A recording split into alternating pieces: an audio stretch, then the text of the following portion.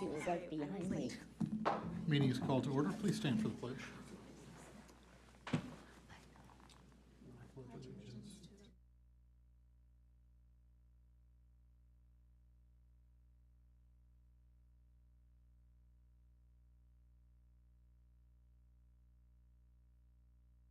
Welcome everyone to the August regular meeting of the Community High School District 94 Board of Education.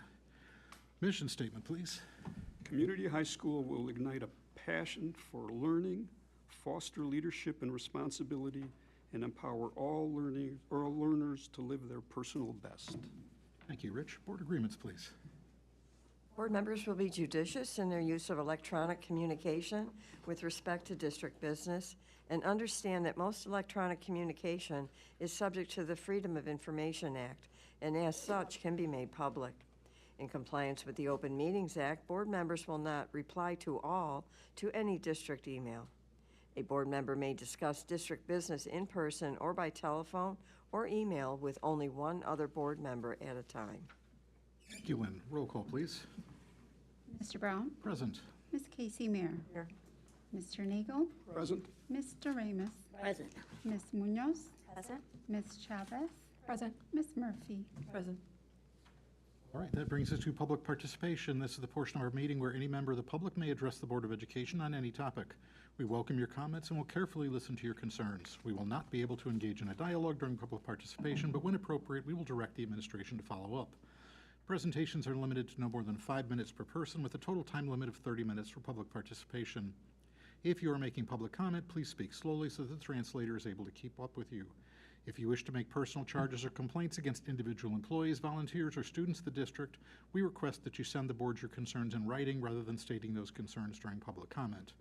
If anyone currently present wishes to make public comment and hasn't already done so, please fill out one of the comment forms in the back of the room and hand it to someone seated at the table. We've received no comment cards, but we did receive one electronic public comment submission from Barbara Lamans. To board members of Community High School, I am deeply concerned that 5 administrators have left our district in just 1 year. This is an alarming rate of turnover, and as a community member, I feel there is a critical need to understand why this has happened. The loss of so many leaders raises serious questions about working conditions and district culture. I respectfully request the board to ask for a clear explanation of the reasons behind these departures and what steps contributed to this turnover. Disruptions in continuity of leadership can affect morale for teachers and students and make it difficult to sustain the goals needed for success. This level of turnover raises serious questions about stability and the overall leadership of the school. I can't help but wonder how it may be affecting students, teachers, and staff. Sincerely, Barbara Lamans, concerned community member. And that is all of our public comment for tonight. That brings us to reports and information. Executive Director of Business Services report. Thank you. Just a few items tonight. In December of 2024, the Board of Education authorized the administration to enter into an electrical contract with an index adder or a fixed rate within a certain range. In June, the administration signed a contract with an index adder until the fixed rate was within the range approved by the board. And then August 11th, the administration signed a contract through June 18th of 2026 with the fixed rate of 0.04344 cents per kilowatt, which is actually less than the board-approved range. I'll keep the board informed of any other changes as they come about. Our summer food service program, we served nearly 2,400 meals over the summer. 1,500 of those meals were served at the school here for our summer school program and our summer bridge program.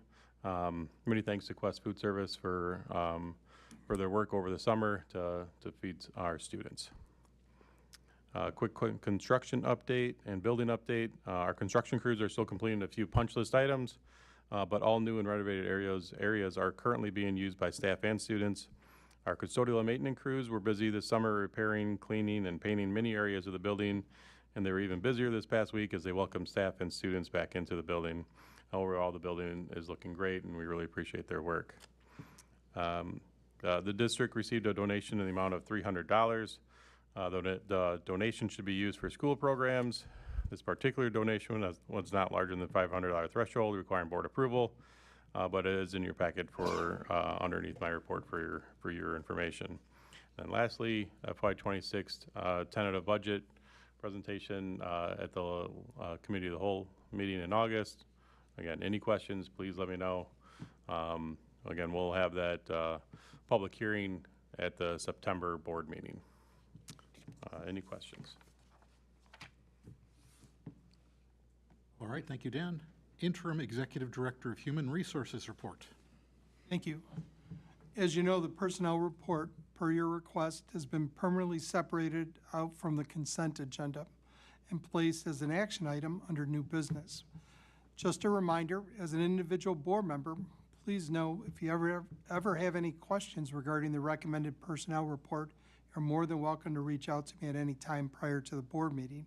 Of course, you can always ask questions at the board meeting. However, depending on the specifics of the question, my response might be more general compared to a prior question where I would have the ability to do some research if needed. Communications and Community Relations Coordinator's position. It became available approximately 30 days ago. We knew how important it was to promptly conduct a thorough search and vet the best candidates to meet our district's needs in this area. This was a high priority, and I just want to express my sincere gratitude to HR Specialist Booth, Superintendent Johansson, district leadership team, and the union presidents for jumping in at the busiest time of the year to contribute to the process and securing our recommendation for this position. We posted and aggressively advertised the position and had over 15 candidates apply. Out of those 15 candidates, we screened 11 and conducted team interviews with the top 4.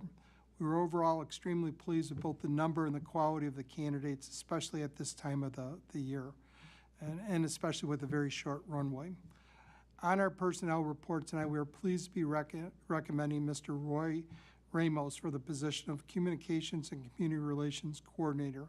I believe all you know Roy as our successful boys head basketball coach and former dean's assistant.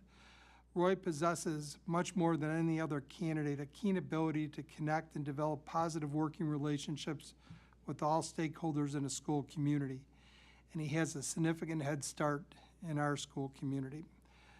Mr. Roy Ramos is in our audience tonight. Thank you, Roy, for being here.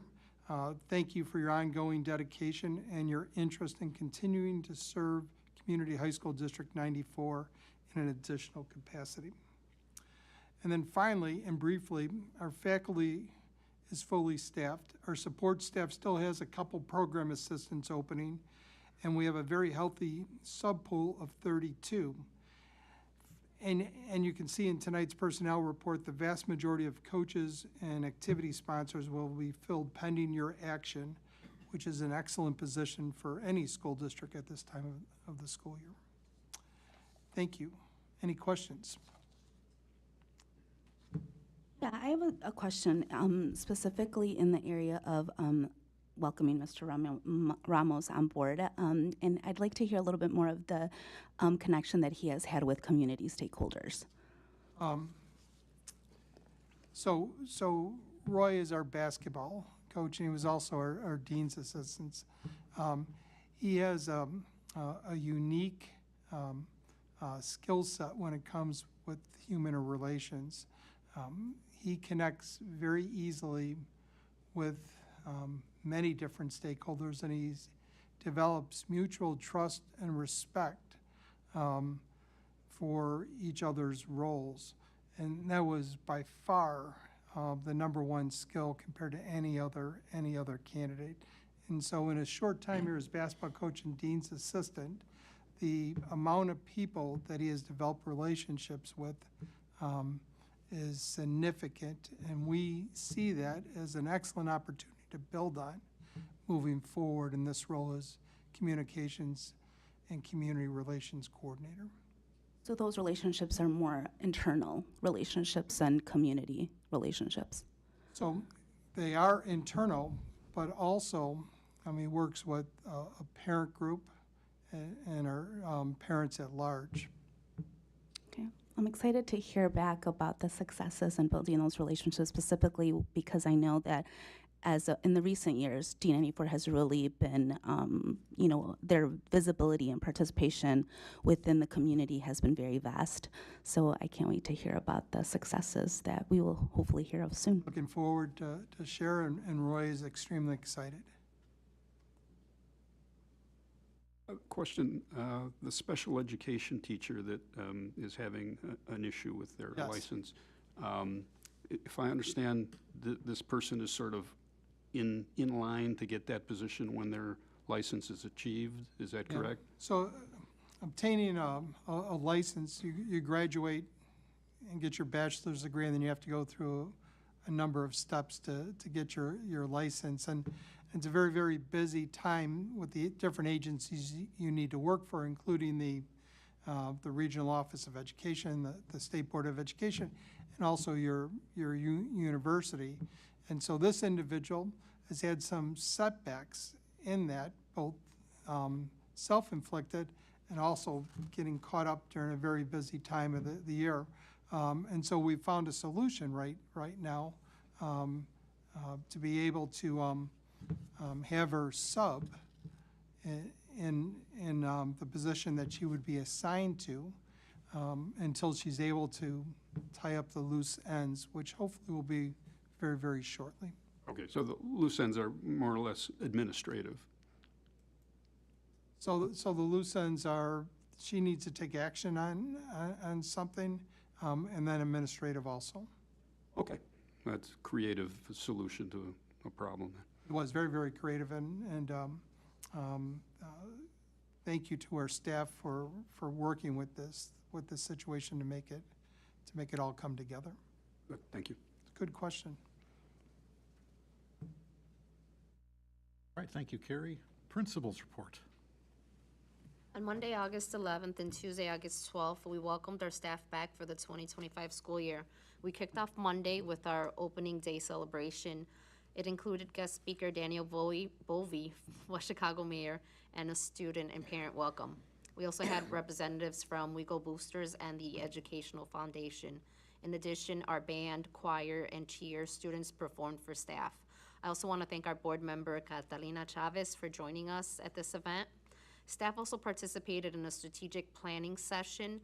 This included a student facilitator from the senior class. Through the session, staff were able to identify how the portrait of a graduate can look in their division and at different grade levels, as well as how the plan will drive the work as a division and professional learning team.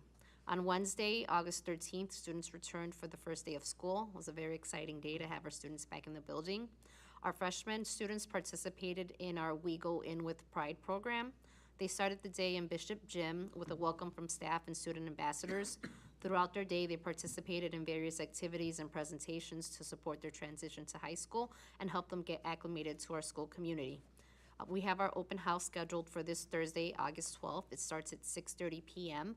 Parents and guardians can meet with their students' teachers and learn more about the programming that we have here at WeGo. We're also hosting an informational session on AVID and a parent presentation on our grading policy. Questions? All right, thank you, Lamaris. Superintendent's report. Yeah, there's an effort not to be too redundant off Dr. Poyo's report. I just want to recognize our administrative team as they did an exceptional job providing clarity and alignment around our district priorities on those 2 institute days. I thought it was very well run, and I was really pleased with the efforts of our administrative team and the buy-in from the staff. It was quite the engaging 2 days of learning. Up next was our data dashboard renewal. Just recently, I renewed our contract with Ahora in order to continue to have access to real-time data to help improve student outcomes and monitor our strategic plan metrics. While this contract renewal fell below the $10,000 limit requiring board approval, I still wanted to ensure the board was aware that we'll be continuing with this service. Moving on, the EL Consortium. In the spring, several districts throughout the state partnered with ECRA, which is a company that specializes in data, through an informal consortium. Through this consortium, ECRA will develop an Illinois English Language Proficiency Growth Model measured via the state's Access Assessment to capture typical rates of English proficiency growth for English learners across the state of Illinois. The growth model will be used as a control group to compare rates of growth for students served by various dual language program models to to typical growth rates across the state. The service will cost $1,000 per year for a period of 3 years. Should we decide to upgrade the service in order to obtain a more detailed report, then the cost would increase to $3,000 per year. And finally, I'd like to let the board know that we've received 5 FOIA requests since the last regular Board of Education meeting and have responded within the required time frame. All requests have been included in your packet. There are no recommendations at this time. Okay, committee and representative reports.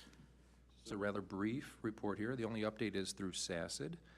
Did meet as the Board of Directors on August 6th.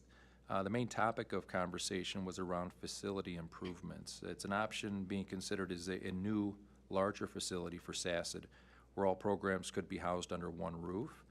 This option would require SACID to issue special education bonds that each member district would be financially responsible for. We're in the very early preliminary discussions around this, so as we continue to have discussions around what is next for SACID, I'll keep the board apprised as those developments. So I just wanted to let everybody know where we're at in the process. And that concludes the committee report. Thank you, Kurt. Future dates, September. Before we do a question on the EL consortium, IRCA and ECRA, are those the same things? Or is there a ECRA? typo there? Is there a typo there? Oh, that's the same thing. That is a typo. Thank you. It's ECRA? E-C-R-A. And what does that stand for? That's a great question. Maybe I've asked that before. I will look that up. Okay. ECRA, yes. And who runs that consortium? Who are we paying the $1,000 and then the $3,000? We're not paying $3,000, we'll pay $1,000 to ECRA. So ECRA is the company, it's a data company that services several districts throughout the state. They have 85 districts that have signed on to this EL consortium, and they presented us with 2 different options. $1,000 a year to get the broad general overview of the data, and the $3,000 a year to kind of disaggregate that data. So I'm going to look at the initial report first and bring it back to our new Director of Multilingual Services, Dr. Juan Suarez, to see if we want to dive a little deeper into this. And if we do, then we'll increase that contract to $3,000 to disaggregate that data. Okay, so ECRA is a third-party business, basically, that provides service. Correct. Independent of the state and... So you bring up an interesting point. So initially, the superintendent at District 88, Jean Barbonetti, had spearheaded this program, and she submitted FOIA requests to the state because this is all public data. So she submitted FOIAs to the state to request this data so we could all disaggregate it on our own internally, and those FOIA requests were denied.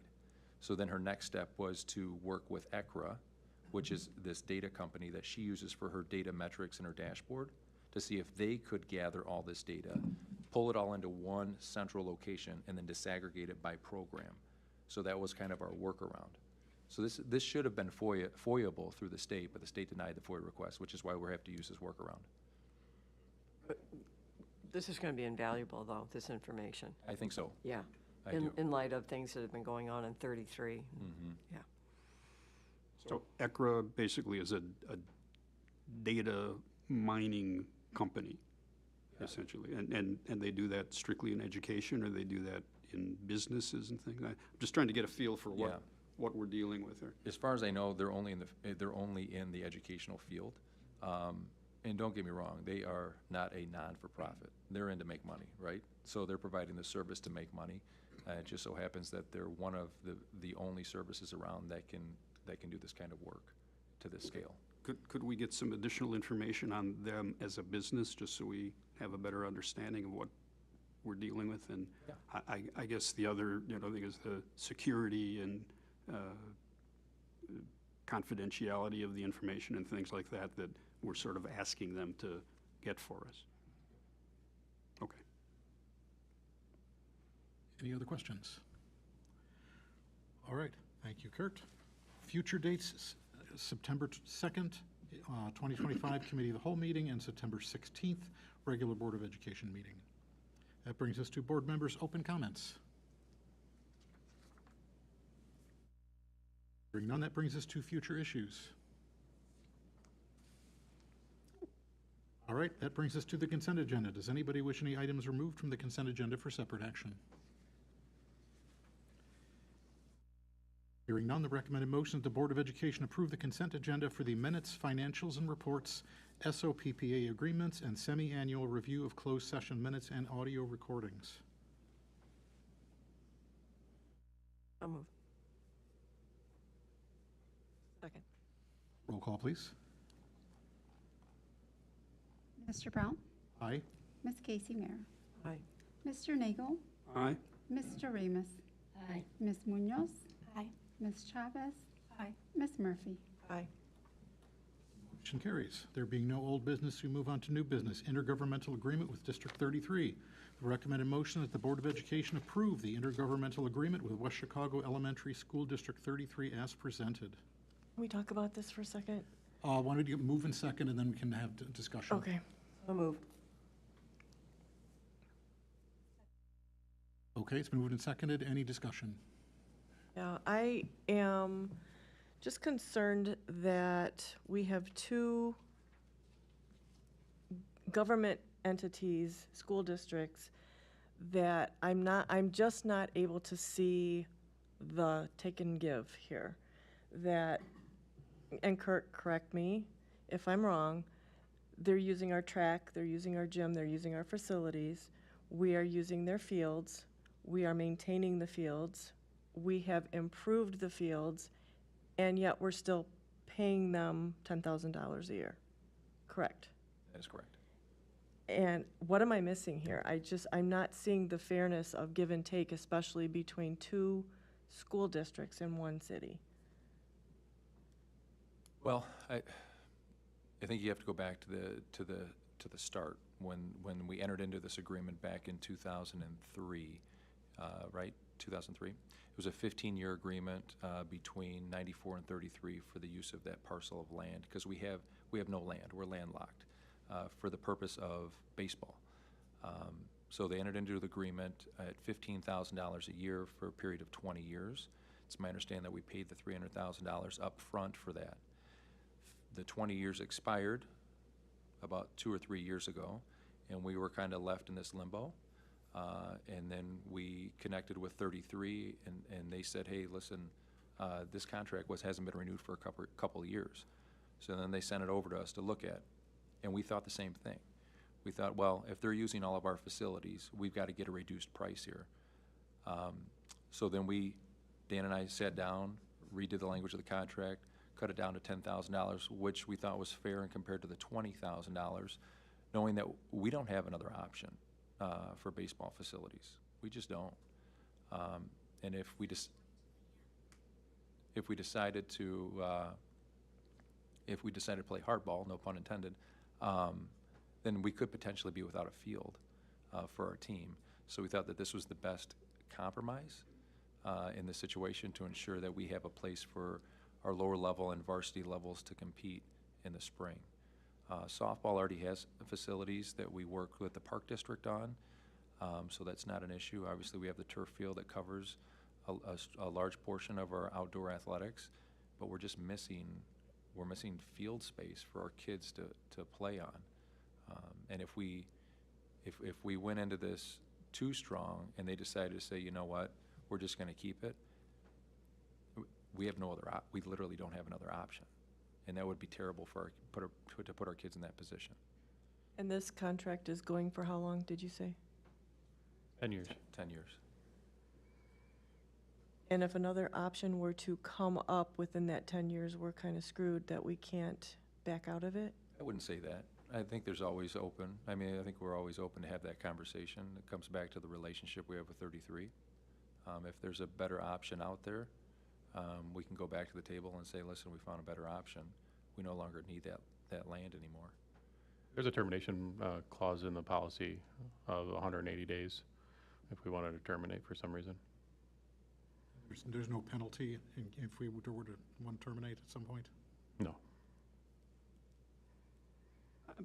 Ms. Murphy brings up a good point that I hadn't really considered, and we offer District 33 some value in using the gym, which is kind of a new thing, and all of the track and field and things. Have we ever sat down and actually laid out how much value the field provides to us and how much value some of the things that we're doing for 33 provide to them, and see if the $10,000 one way or the other makes sense, or if there's some additional negotiation that needs to be made, and maybe this is a negotiation that, you know, should involve the two boards as well as the administration to see if there's some additional cost adjustment that can be done for that.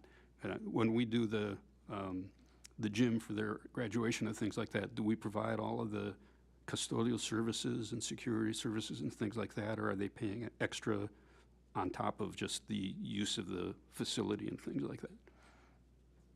We provide some custodial, but they bring over some staff. They bring over their own security staff. And also, as Dr. Johansson mentioned earlier, like, we kind of take a look at what the overall cost is that that we have with our facilities compared to the field, and that's really where we came up with that net of $10,000 per year. Okay, and that also includes use of the parking lot, which I assume is District 33 property when we have ball games and things like that, correct? At their At facility. Pioneer? Yes, yeah, we So still the use that. wear and tear on their parking facility as well as the wear and tear and use of the fields and stuff. No, Sure. Well, we're not responsible for their parking. We're not- if that's yeah, what we're you're not- No, I mean, the parking is something that we use when we use their fields, but is their responsibility to maintain and It things. is their So responsibility. I guess, you know, it'd be good to just sort of see a bigger picture on that and make sure that that 10,000 that we're paying them is fair in terms of what it's costing us to provide our facilities and things. Is this something that, I mean, it's been dormant for a couple of years. Is this something that really needs to be done immediately, or some additional consideration and negotiating could be done on that? Well, if we, Well, I think that was your rationale, that what they are getting from us, such as the Bishop Gym and the track and field, is worth $10,000, and so you kind of just split the cost in that respect. So while they had been getting things well, actually, everybody was getting everything for free for a few years. There was no having to pay any back payment. Now they are responsible for using part of our facilities the same way as we're responsible for using their facilities. And I actually thought it was a nice split, so. I also want to mention that, to my knowledge, in recent years, students at 33 really didn't have the opportunity to kind of participate on campus and really feeding into our district in terms of like different opportunities for them to feel engaged here within the building. So I think also this kind of allows for those opportunities for them to get a feel for the building, for them to experience high school in a totally different way through that middle school graduation that we are now doing here. For I think this was the second year.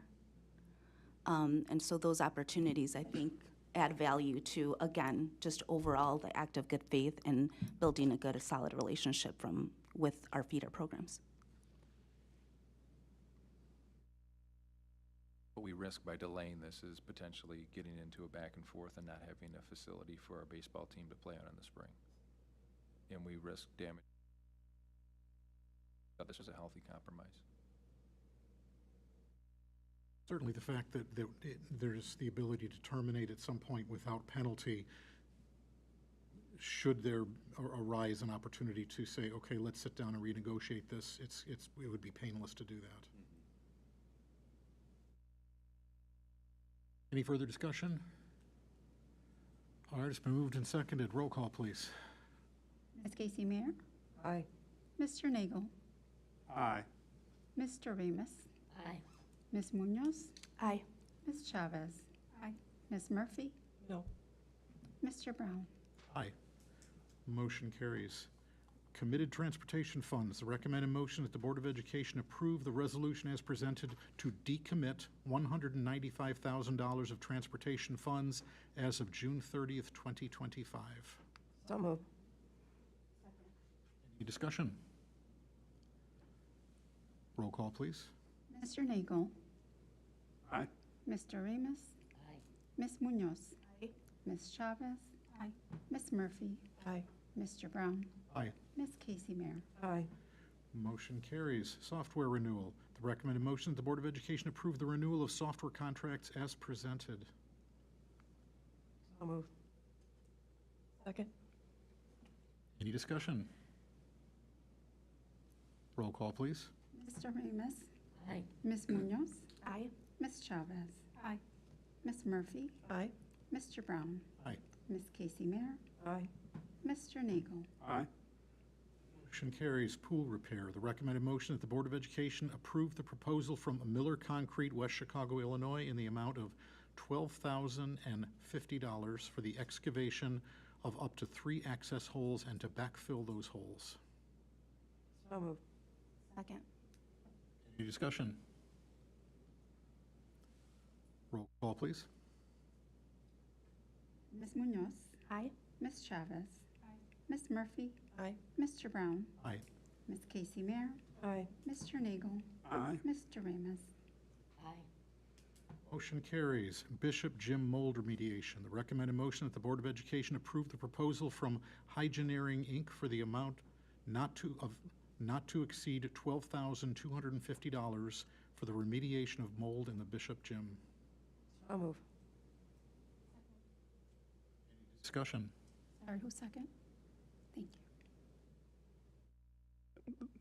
That's kind of an unanticipated additional cost. Is that going to take care of all the mold that was generated during the other work that was done? Yeah, that's taking care of everything that's in the Bishop Gym. Is this recent mold? Like just Yeah, because of the weather we've had, or is Yeah, this it like? was recent. So again, as we're trying to really keep the Bishop Gym cool, to make sure that the paint cures as our contractors wanted it to, and then it was 95 degrees outside and humidity was crazy.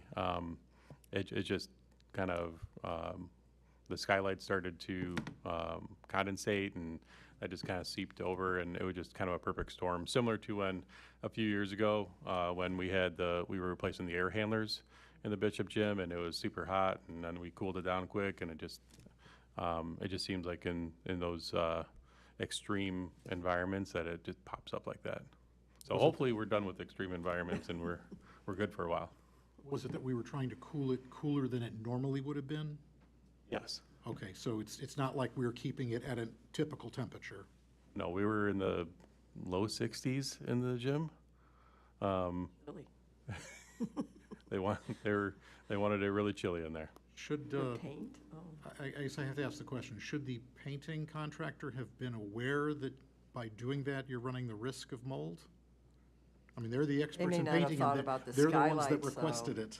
Yeah, Yeah. I wouldn't think that would fall on them. It was just unfortunate. And that's all the ceiling mold. We didn't get anything in the flooring or anything like No, that? it was all on the ceiling. Behind the mats and stuff on the walls? No, it was all on the ceiling. So strictly limited to the area around the skylights where it would condensate? Correct. Any further discussion? Roll call, please. Ms. Chavez. Aye. Ms. Murphy. Aye. Mr. Brown. Aye. Ms. Casey Mayer. Aye. Mr. Nagel. Aye. Mr. Ramos. Ms. Munoz. Aye. Motion carries. Chiller repair. The recommended motion that the Board of Education approve the invoice from ARS HVAC Supply, Inc., Warrenville, Illinois, to fill the chiller with refrigerant at a cost of $10,281. So moved. Second. Any discussion? Is that the current refrigerant or the older refrigerant? I know we're in the process of changing refrigerants in just about everything that chills these days. I believe that's the older refrigerant. Compatible with what's in there now. Correct. And that's good for another couple of years, maybe? I would say longer than that. I'm not exactly sure how long the refrigerant lasts, but Well, not necessarily how it lasts, but there's a certain point where you have to purge all the older refrigerant that's Freon-based and start to replace it with newer refrigerant and things. So that's the best they can do right now. right now, yeah. Okay. Any other questions? Roll call, please. Ms. Murphy. Aye. Mr. Brown. Aye. Ms. Casey Mayer. Aye. Mr. Nagel. Aye. Mr. Remus. Aye. Ms. Munoz. Aye. Ms. Chavez. Motion carries. Cintas Fire Protection. The recommended motion that the Board of Education approve the invoice from Cintas Fire Protection, Cincinnati, Ohio, to inspect the district's fire extinguishers at a cost of $16,564.76. So moved. Any questions? I have a question. Is that a year of inspections? That's their annual inspection that they do over the So summer. they do it one time? Correct. And that doesn't include replacements or refilling, that's just inspection of the fire extinguishers on the site? That includes replacement, recharge, Oh, it does? yes. Okay. How many fire extinguishers do we have? 195. So that's how they all get their new tag. That's the inspected as of this Correct. year and all that. But really, it's not just to inspect, but to replace, repair, or whatever. So upgrade all our Make sure they're all functional. extinguishers. Correct. They check like valve stems and things of that nature on the extinguishers, make sure they're in working order. Okay.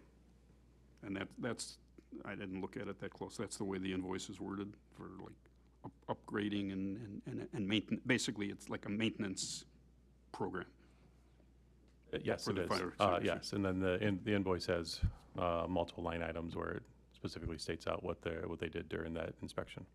Yeah, okay. Thank you. Any further discussion? Roll call, please. Mr. Brown. Aye. Ms. Casey Mayer. Aye. Mr. Nagel. Aye. Mr. Remus. Ms. Munoz. Aye. Ms. Chavez. Ms. Murphy. Aye. Motion carries. Personnel report. The recommended motion that the Board of Education approve the personnel report as presented. So moved. Very good. I'll second then. Any discussion? Roll call, please. Ms. Casey Mayer. Aye. Mr. Nagel. Aye. Mr. Remus. Ms. Munoz. With hesitation, aye. Ms. Chavez. Aye. Ms. Murphy. Aye. Mr. Brown. Aye. Motion carries. Superintendent evaluation goals and metrics. The recommended motion, the Board of Education approve the superintendent goals and metrics for the 2025 to 26 school year. So moved. Any discussion? Roll call, please. Mr. Nagel. Aye. Mr. Remus. Catalina had a question, Oh. real quick, I'm sorry. I was wondering if we were going to talk about adding that. So I can give you just a brief overview. Since the last time we met, the format, you'll see that there's a new cover page that everybody wanted with a timeline attached to it, which, Bob, thank you very much for helping out with that. Catalina did have a request on goal number 2 in the metrics to add decrease the racial disproportionality rate in student discipline out-of-school suspensions as measured through ISB. So talk further about that, about adding it, about how, go ahead. Yeah, so it looks like D94 has been on a list that basically says that our rate of discipline, like, it's not equal. If I'm looking at the numbers, in 2017, or I'm sorry, in 2024, we were ranked 16, which is great. The lower the ranking, that means the worse the disproportionality. And so this just, it comes from ISB, and I think that it's a great data point to have to kind of look at, and pairs well with your chronically truant students and, increasing participation in clubs and activities. So a data point that kind of gives you a fuller picture of what's going on. Especially if we want to track, the student. Philosophically, I agree with you, but the reality is when the report came out from ISB, I participated in a meeting that included people from ISB, the ROE, and administration from D94. And according to ISB, that any reporting that was done was basically at will by any schools that chose to report, only because there was no mechanism to track schools reporting or not reporting. Therefore, the numbers are totally skewed because every school in the state did not report in. And all of the schools that reported basically had the same disproportionate numbers, therefore they were put on the list. And that is out of the mouth of ISB. I believe there is a record of that meeting. It was a Zoom meeting held in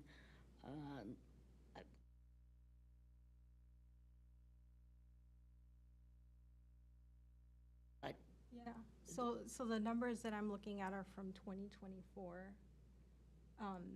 And that sounds like we're talking about the ranking, right? If they're looking at the numbers from only the schools that submitted the data, assuming that all the schools reported the data correctly, then we'd still rank of the Not if schools you that- have 20 schools out of, how many school districts? Illinois? So, or even 100 or 200 schools out of 800, and they are choosing to report and choosing to report honestly because the directives from ISB were not very clear on the data that they wanted reported. But therefore, you can't build a superintendent's goals on data that is totally inaccurate and skewed.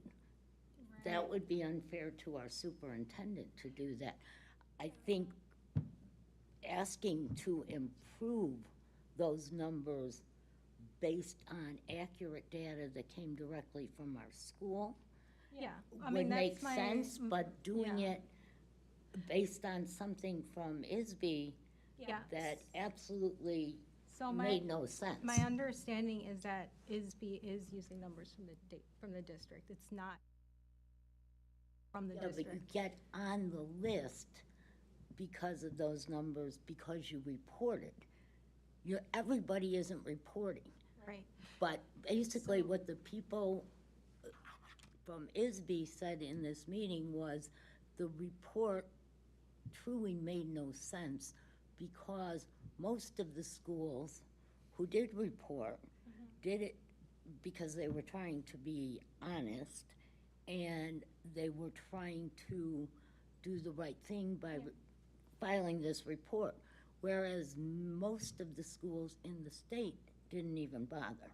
Right. So how can we be compared to all of the 800-some schools in the state when only 200 provided it? Yeah, I don't know that that's the number that really concerns me as much, the ranking, which is the one that you're talking about. Well, the ranking But is invalid, though, is my point. The number that I'm talking about are the numbers that we sent to the district. And those numbers tell us that students of color are 5 times more likely to be disciplined for the same infraction. I mean, if in your work, they fired women at 5 times the rate of men, you'd probably wonder what's going on. And that's kind of what that number is saying. And it's numbers that come from the district. There's only one school in the district. And so those numbers that were reported to ISB is what we're seeing in the report. And so that's why I think it's a good metric to have on there. So, we can forget about the ranking, but at least let's improve that gap in the discipline. And it also helps to create a snapshot of how we're engaging students. Again, as Catalina mentioned, the sense of belonging, the sense of how they feel that they can do what they need to do within a positive culture and a welcoming culture. That should absolutely be the culture we have, and At And least it's as not- long it's as not my that- tenure on the board, Yeah. that has been always a focus and a goal, which is why so many of the things that we do currently exist, because we have been doing it every single year and should and need to continue to get better. But Yeah. I don't think going by something that makes us look like we're failing is accurate. I don't think it's necessarily failing. I think it's a valuable metric that can really create a total picture of what we're doing to support the whole child. Yeah, it's one data point that's paired with these other 4 that we have, and would give us a better picture, I think. And also can really demonstrate our growth in this area. I have a question. This is a quick question. Is there a reason why, because I just pulled up your email when you sent this to us about how you were adding this metric on, demonstrating annual progress towards equitable accountability practices. That part of this sentence was left off of the metric. Was there a reason why? Or you It's just, difficult to measure that. It's, Okay. we can measure the actual number of decrease the racial disproportionality rate with that number in there. Okay. We can measure that. okay, We can't measure the first part of that sentence, the last part of the sentence? or the last Okay. part of the sentence, yeah. Okay, all right, I just wanted your thinking on that. Go ahead, Bob, So, sorry. Kurt, so what is your perspective on this metric as a measure? Well, I think it's a valuable metric to monitor. I do. And the number is high, as you alluded to. Is it a metric that should be in my evaluation? I mean, that's for the board to decide. Either way, we would continue to monitor and report out on it every year as one of our key metrics. So you just have to decide whether you want it in my evaluation or whether you want it part of the overall metrics that we will be measuring throughout the year. Because outside of these metrics, there are still many more metrics that we're going to measure. Yeah, These are just going to be the public-facing metrics. So, I But you find believe it, that is a metric that we can rely on as a valid, the numbers coming out of that are valid, a valid measure? so that's a tricky question. So I think I think everybody is measured by this metric, right? So as it relates to a comparison of other districts for disproportionality, yes. The mechanism to get this metric, I would have to dive a little deeper in to see if the mechanism itself is valid, a valid measurement. But as far as comparing apples to apples, all districts are compared off of this metric. But to Kathy's point, the legitimacy of how it's derived might be open for interpretation. But that's across every district. We're not talking about comparing us to other districts and changing our ranking to other districts. We're talking about our own numbers within our district and whether those have gone in the right direction or not. That's what we're talking about, correct? Correct. And if that's what we want to measure, I'm fine with that. But I also want to be very clear that if a student commits an infraction, that student is going to be consequenced according to our handbook based on the infraction they commit. Right? But I think it'll also tell a story of how we engage. Overall, how a student feels within our climate and our culture, and overall, how they feel they are supported. So I think this metric provides that total picture, and that's why I think it is pertinent, especially under that goal. and I think it's good to have it as like you say, a public-facing goal in light of our demographics. Yeah.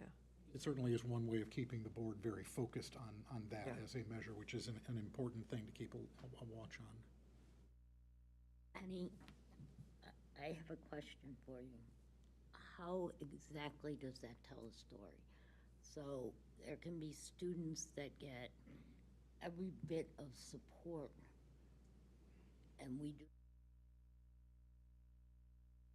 So how does that tell a story about our failure? And I respect your saying that, I'm not disagreeing, but I'm just not seeing how you can take those very personal, specific situations that may be out of our control and judge our success based on that. Discipline has a very pertinent component within how we engage students and how students feel that we approach them. how they feel supported, whether they feel welcomed, whether they feel heard, whether they feel seen. And so to me, all of those things I just mentioned I'm able to conclude a lot more from that picture, in the way that a student is going to feel that they are connected to individuals within the building, whether they feel their building reflects them and understands their needs. Where are you getting that information from? From the report? Well, overall, I mean, those measurements are within the ISB report card, so everybody can access that information. But Once again, ISB report card should be irrelevant in this conversation. It isn't, though. It is, because from ISB directly, that information is inaccurate.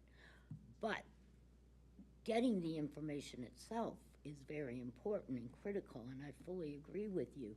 What I don't understand is how you can look at a number and see a story about the individual students. Students that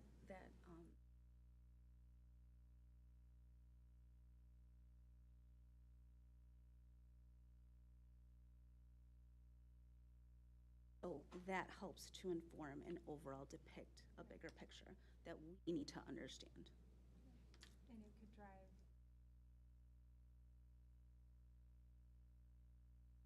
Absenteeism Lower and I'm all just of hearing those, a lot of all of those jargon, but indicators. not any actual. So they may be having a facts. problem at home, but how we respond to that in the school is, it may factor into, will they come into the school angry and continue to be angry because they don't feel welcome, so they may act out? Or will they come into the school and look at the school as a safe place where they can feel welcome and maybe have one or two people that they can reach out and talk to? So, and that's what the whole strategic plan is about, so that we make people feel, we make students feel that way, so that their problems at home, as horrible as they may be, this is a place where they can come and feel safe. And maybe they won't get angry here and they won't be disciplined. So that's the story. To come to school. So that also helps to inform our attendance practices, our interventions, chronic absenteeism, all of those things. Right, and the metric's not about assigning blame, it's No. just flagging patterns, basically. This is, we're talking about this as a goal for the superintendent. So if, as a board, if we say, this is something that we want to get better, which I think we agree we'd like this to be better, then we task the superintendent to say, make this better. And then the superintendent does whatever he can to try to make it better, and then he has to come back to us and either say, it's gotten better and here's why, or it hasn't gotten better and here's why. But it's perfectly legitimate for us to say, this is something we're tasking you with, we'd like you to accomplish. You know, it's not like the world ends if it doesn't get better, but as a board, we can say, this is one of your goals, we would like you to accomplish this. And I think this is part of what is built into the strategic plan, right? Okay. Yeah, in some elements, for sure. Yeah, it's one piece of the whole bigger picture. I guess I'm concerned at trying to coordinate disproportionality with consequences of behavior. And I don't think we've got enough information on that to say that if we're seeing disproportionality in results of consequences for behavior, that is necessarily meaning that we're not paying attention to what the students' needs are and things like that. I think the understanding from ISB, from what I've heard, is that the way the numbers are generated are somewhat flawed, and we need a little more information and better definition on what we're doing in terms of consequences and things like that. We've worked hard with our deans and people like that are in control of that, and to just look at a number sort of in isolation doesn't really tell the whole picture. Hopefully, I mean, the counter to that, Rich, and I don't disagree with what you said, is that number should tell a story. And then what it does is that it should force us to dive a little deeper into that number to identify which students were comprised of those consequences and why. And if we start to disaggregate that data and look at each individual student, I can then come back to the board and say, hey, listen, our disproportionality rate has decreased by 2 points. We're still a long ways off, but if we dive deep into the students, I can sit here and justify all those consequences because it's consistent with our consequences that we hand out across the board. There's no discrepancy in how we administer consequences. So it forces us to have deeper conversations, I think. And I think that's a good thing. Which is a little deeper dive than just looking at disproportionality numbers. I agree. You can't just look at the number on face value. You've got to dive in deep as to what has caused that. But it does bring it to the superintendent evaluation conversation. I think so, like all the metrics do. I mean, there are, what, almost 20 different metrics on there. Every single metric is going to, there should be a story behind it. I'm not going to meet every metric. I don't know that I have that magic wand, but I should be able to talk to why we did or why we didn't. You'll be able And to there should be a discuss each story. one and help us to understand why we are where we are. Correct. I want the success rate. I want the deeper dive.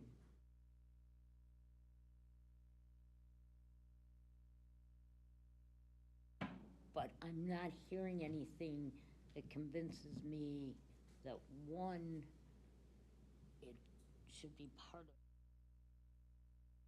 both, and two, that this is going to do anything different than we are already doing. So I don't agree with that, but not that I don't agree with the end goal. I don't, what I'm seeing here and where it's being placed. Seems like an oversimplification of the problem to focus on a number. We have goals of getting students to feel belonging and feel a part and have a culture and things like that. I think this is sort of a necessary number to throw into the mix that doesn't build on the true purpose of some of the other goals that we already have developed. Any further discussion on the disproportionality number as far as a goal? I would just say that I do think that it is a good metric.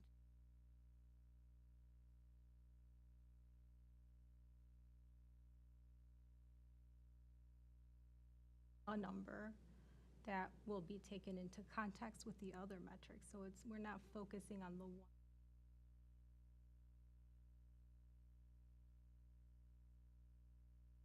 What exactly is that number based on? How do you measure disproportionality in a large group of students Yeah, so. when you're focusing on a few students that need some additional attention? Yeah, so you're asking like how ISB calculates the rate? Is that what you're asking? Yeah. So, from what I've looked at, they basically take the number of students disciplined in a group divided by the total enrollment of the group times 100. And they do that separately for suspensions and expulsions. And it's unique student counts, not total incidents. So if one student is suspended multiple times, they only count once for the year. So they calculate the discipline rate for students of color, calculate the discipline rate for white students, divide one by the other, and that gets you your disproportionality rate. But, okay, you said that from what you've read, they do it. What did you read and who is they? So ISB is the they, and I read ISB's rules on how they calculate the rates. You look at research studies, I mean, I didn't make that up. I mean, research studies demonstrate and show that Black and brown students get disciplined at a higher rate than Caucasian students. That's research-based, that's data-driven numbers.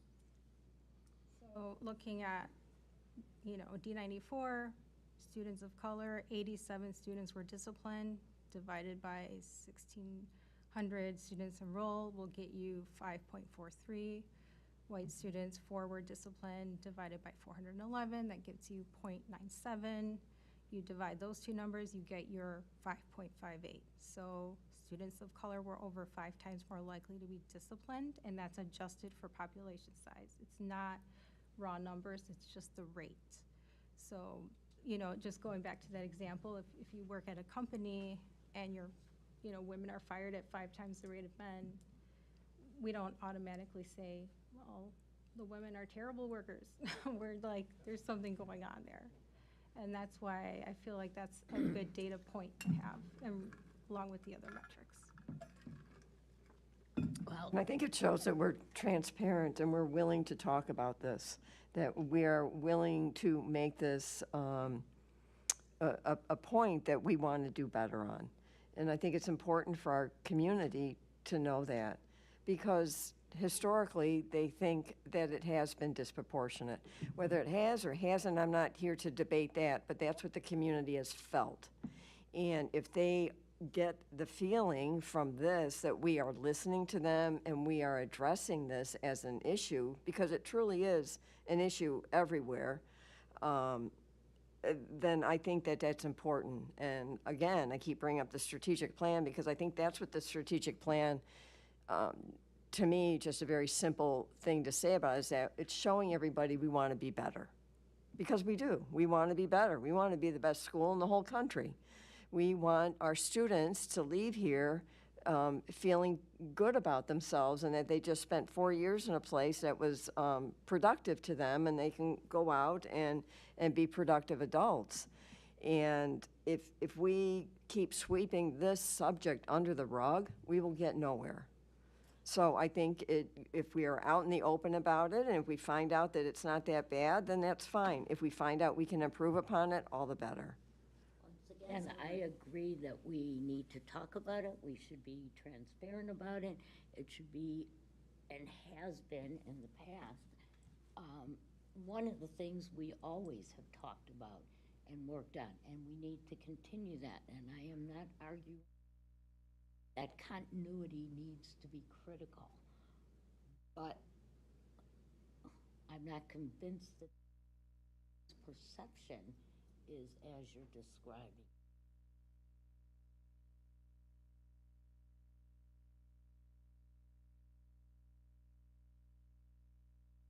Many, many, many of the people that I have known in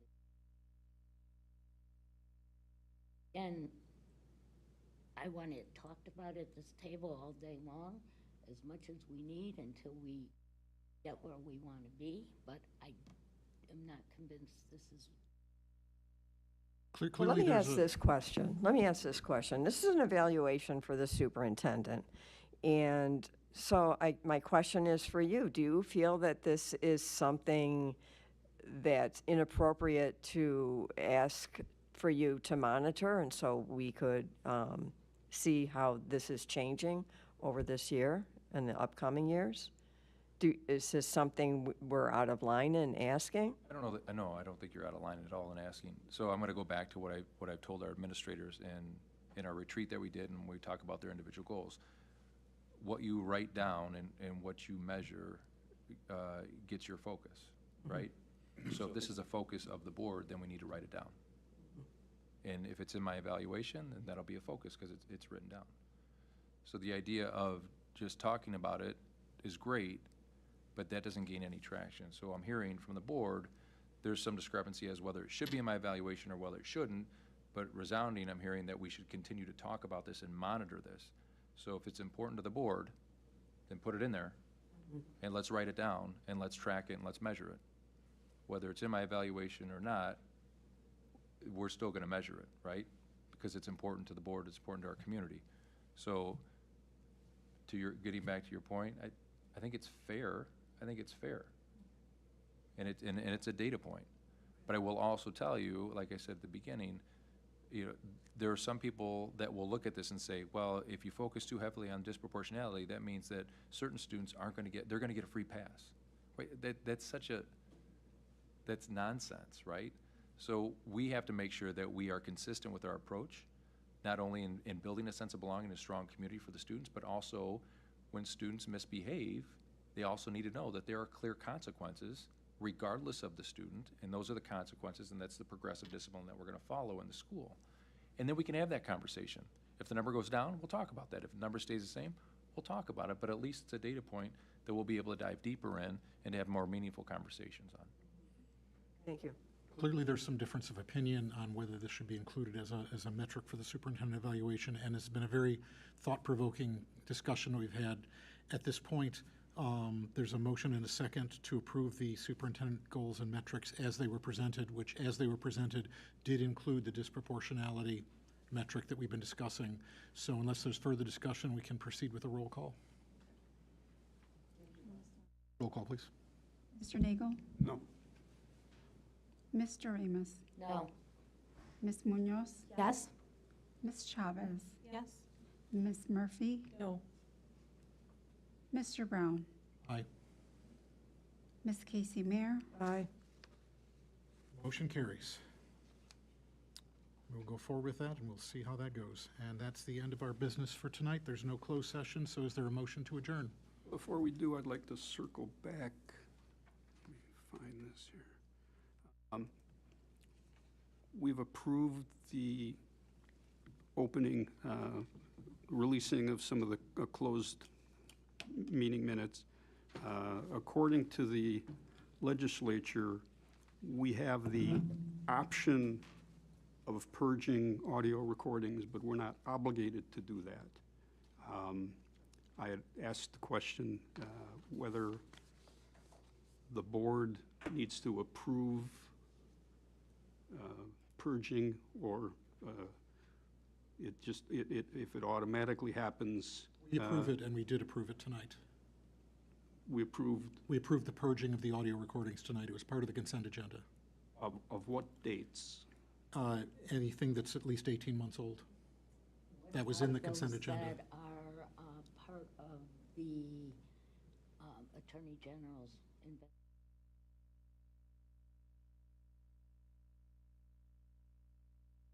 So it's my understanding that if a board member wishes to pull out closed session minutes from being deleted, they can make a motion to do that, and that means that those closed session audio recording minutes still remain closed session audio recordings, we just don't destroy them. Are you asking? I recommend that anything that could be requested go forward by the Attorney General's office in regard to some of the issues you've had in the past be retained. I think it could automatically destroy those, and then it could make us look very, very bad because our minutes are so vague. They don't actually give the meat of some of those situations, and it has been made very clear at this table that some of the board feels that we had an illegal Open Meetings Act, or open meeting, and some of the board continues to feel that way, and I think so, knowing that that is still in motion and that we haven't closure on the Attorney General's report, that we probably ought to keep those. Did the Attorney General ever notify our attorney to records as part of their investigation? Not that I'm aware of. I could check. That would probably be, because sometimes when there's an investigation, they will say, keep, and they'll list all these records that you need to hang on to. So I guess that would be the question, is did they send such a request, and if so, what's included in that? Out of the realm of possibility, complaint could be filed with the Attorney General. I believe Attorney General, or I believe complaints relating to open meetings have to be filed within 60 days of the discovery that there might have been an issue with a closed session. There was one filed that way, and it may be reopened under the current circumstances. We have of the closed session minutes that we released there. I don't see any dates of the closed session audio recordings that we're agreeing to 18 destroy. months. It says 18 months. Anything older than 18 months is Right, but that's sort of like a, anything older than 18 months, that doesn't give us the opportunity to look at some of the dates and say we want to hold these. Because We're there's normally no need to. The only reason you have those records is if a judge needs to determine whether there was a violation of the Open Meetings Act. And so We're not, over 18 months, you don't normally go date by date for those. right, but there's a certain point where 18 months from a certain date beyond, we're not obligated to destroy those. We have the option of destroying those. So what I'm trying to figure out is, how do we decide not to destroy those on a date-by-date basis, other than just saying anything after 18 months is automatically destroyed? I think most boards destroy them after 18 months because at that point, it's too late to claim any open meetings issue. And that would be a policy question too. 'cause we And have it a is in our policy as well. So we'd have to change policy in Well, order for us I to think do we that. need to look into that. So what do we do now that this has already been approved? Well, at the very least, we need to check with our attorney to make sure Okay. that they didn't request us to hold on to certain records, to make sure that we're not violating that by taking this action. Because certainly if we were told to hold on to something, we need to hold on to it. That not being the case, at this point, the board has approved the destruction of those records. It would take board action to change that at this point. Need to look a little more into that, I think. Just so I'm clear, what exactly would you like me to look into besides the conversation with our attorney, Dan Boyle? Is there something else that I'm hearing, or?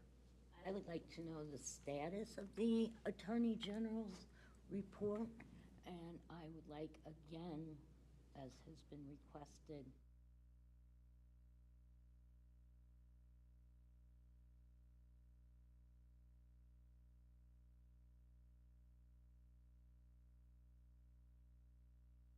well, open meeting, but I would like to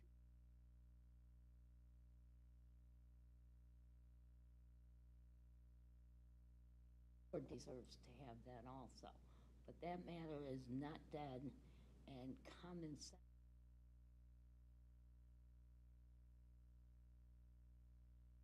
My recommendation that we would keep our records, because we're still having issues with that same topic. And that being said, despite how highly I have always valued our attorney,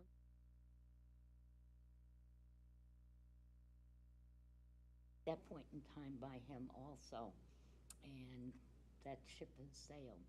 We should not have done what we did. We are responsible for it, and we ought to have those records, because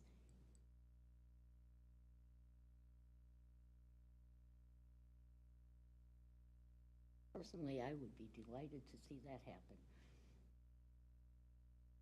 Definitely need some legal advice from our attorney at this point. But I'm trying to figure out, what exactly are you asking me to do? That's what I need clarification on this. So are you requesting something other than me talking to Mr. Boyle? I'd like to know the dates of the closed session we've had beyond the 18 months. We don't necessarily have closed session only after a cow or a board meeting. We've had some other additional special meeting closed sessions. So if we had a list of closed session minutes, closed session meetings, and what still is existing as far as audio recordings and release held, or not held, but held minutes, so we could see what's still in the mix, so to speak, what's in the play. That would be helpful. So all of the closed session minutes are public, right? Because we vote every 6 months. The board votes every 6 months to release them. So every closed session, every 6 months. So we're in August.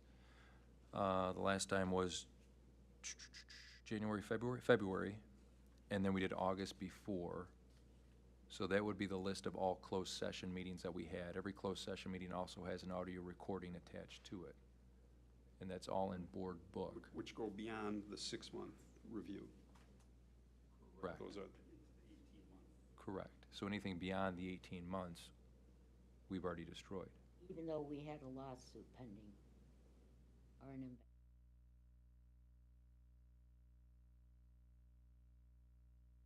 just following our board policy. It wasn't brought up until this evening.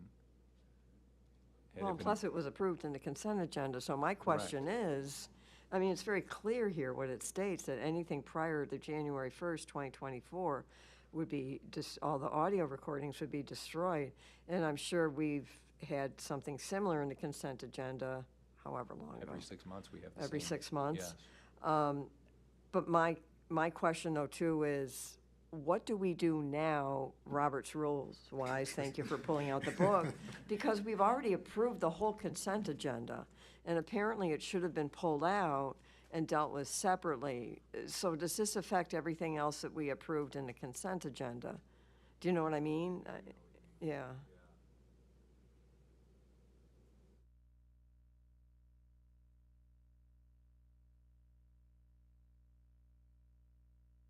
Wondering if the, Agenda, pull that out, and then go back and vote on the consent.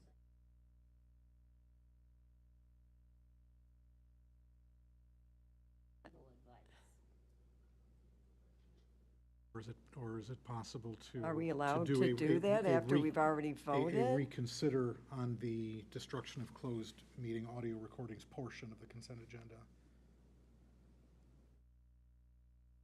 Because I think you can do a motion to reconsider something that's been voted on.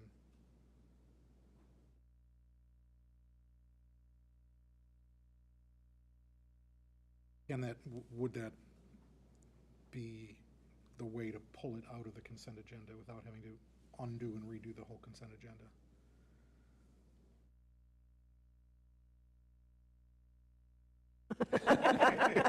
This happens all the time, don't it?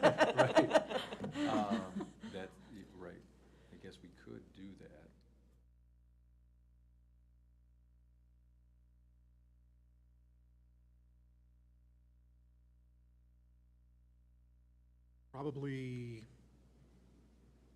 Probably the safest thing would be to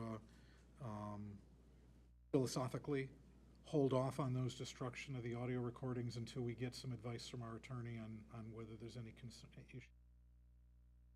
Yeah, and then maybe he'll advise us on how to handle the rest of the voting part of it. Yeah, we don't delete them at 8:15. No. Yeah, they're So not I- automatically deleted No. when we So I can make call that vote. tomorrow, Yeah, get clarification from our attorney, yeah. and then I can let you know. I guess the questions we still have, the board has approved the action, and the board is now saying, maybe don't take that action. So that kind of puts us in an interesting. I don't believe in our policy, it states a date from the time it's approved to actual, I don't think so either. it's just saying that we will destroy them. Yeah. Say we will destroy, or we have the option to. Approve the Well, we've approved destruction. the destruction, but it doesn't say by a certain day, we will destroy them. So that would give us, Okay, we've approved the destruction, so you're able to listen to the desire of the board to not actually take that action yet, pending getting back to us with some words from the Can somebody attorney. make a motion to, we could revisit this at the next meeting. Yeah. If the information I receive from our attorney is that, hold on to these closed session where you talk about pending litigation, I could bring that back to the board prior to destruction to give the board that information from our attorney. All right, I don't know if this is completely correct, Robert's Rules of Order, but just a way that might be correct is, would anyone care to make a motion to reconsider the destruction of closed meeting audio recordings and to postpone that to our next regular meeting or committee of the whole? What do you think? And postpone it to our next committee of the whole meeting. Moved. Second. Is there any discussion?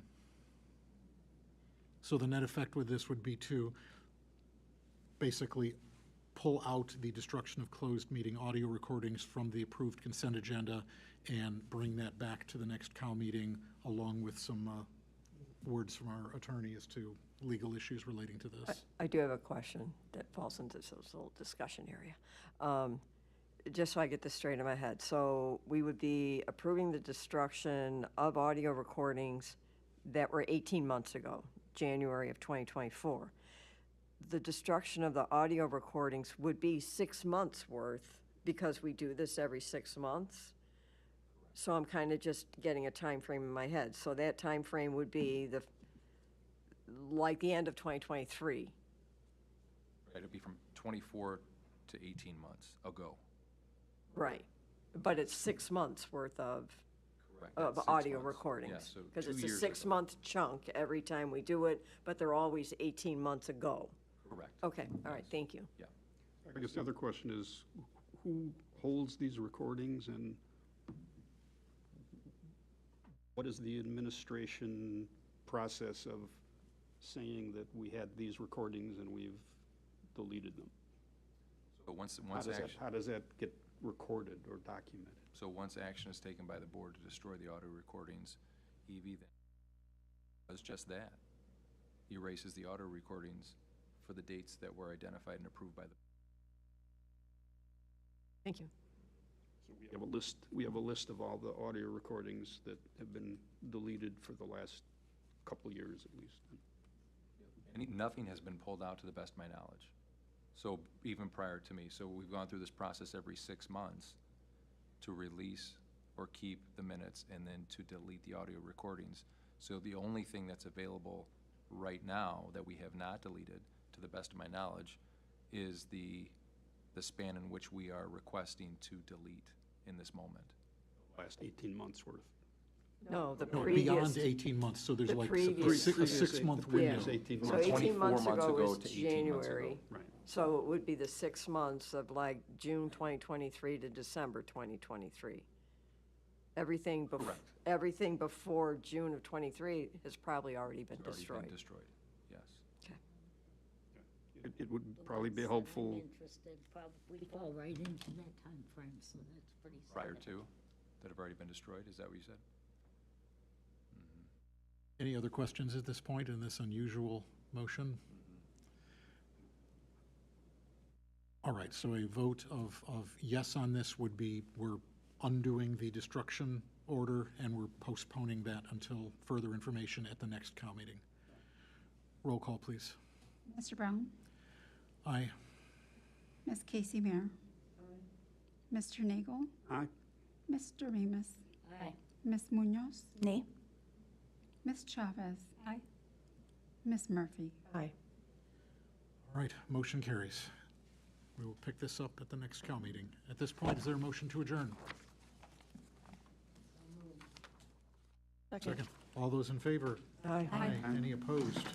All right, thank you, and after we get some things signed, we're going to get a little tour. Yes, yes, stick around for a tour.